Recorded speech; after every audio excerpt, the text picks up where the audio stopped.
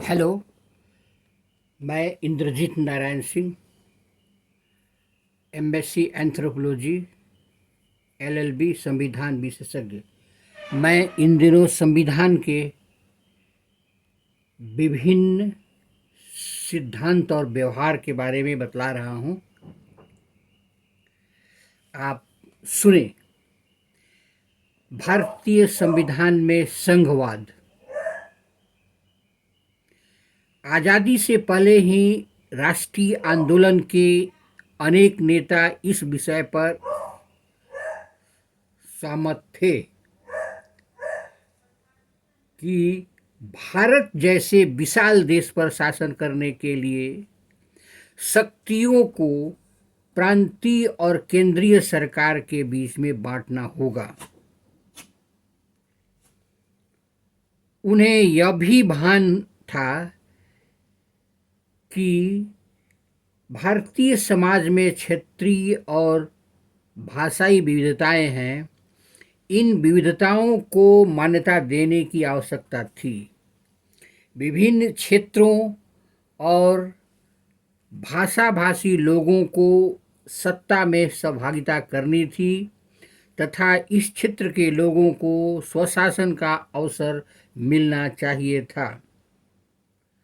अगर हमारी मंशा लोकतांत्रिक शासन स्थापित करने की थी तो लागू करना अपरिहार्य था।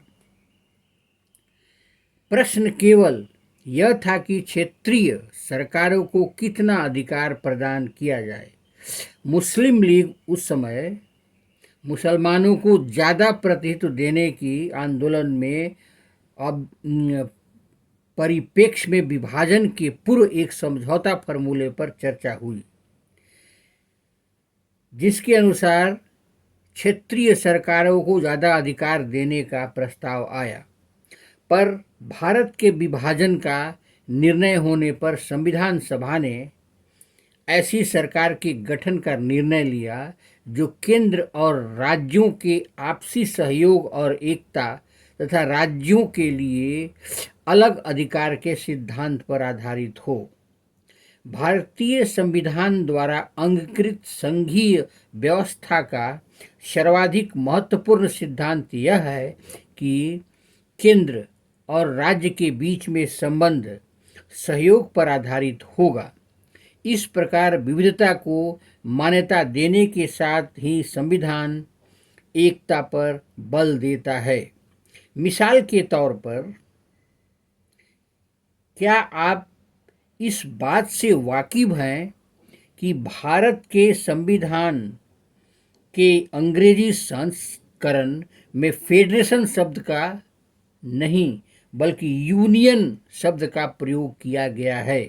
हालांकि हिंदी भाषा में फेडरेशन और यूनियन दोनों के लिए संघ शब्द का प्रयोग होता है, लेकिन संविधान भारत का वर्णन इन शब्दों में करता है। अनुच्छेद 1 आर्टिकल